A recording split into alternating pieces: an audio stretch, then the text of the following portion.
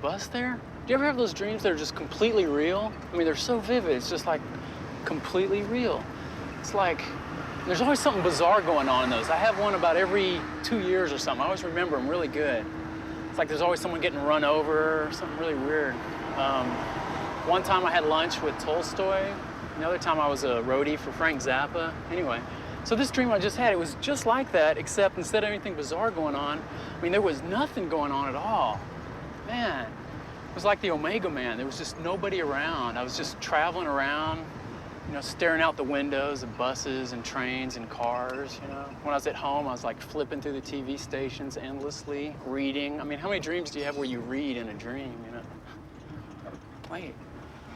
Man, there was this book I just read on the well, you know, it was my dream, so I guess I wrote it or something. But man, it was bizarre. It was like the premise for this whole book was that every thought you have creates its own reality. You know, it's like every choice or decision you make, the thing you choose not to do fractions off and becomes its own reality, you know, and just goes on from there forever. I mean, it's like, you know, in The Wizard of Oz, when Dorothy meets the Scarecrow and they do that little dance at that crossroads and they think about going all those directions, then they end up going in that one direction.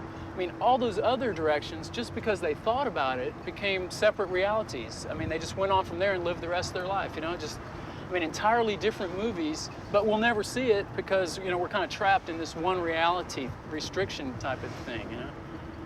And another example would be like back there at the bus station, you know, as I got off the bus, the thought crossed my mind, you know, just for a second about not taking a cab at all, but, you know, like maybe walking or bumming a ride or something like that.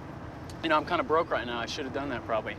But just because that thought crossed my mind, there now exists at this very second a whole nother reality where I'm at the bus station, you know, and you're probably giving someone else a ride, you know? I mean, and that reality thinks of itself as this, it thinks of itself as the only reality, you know? I mean, at this very second, I'm in that, I'm back at the bus station, just hanging out, you know, probably thumbing through a paper, you know, probably going up to a payphone.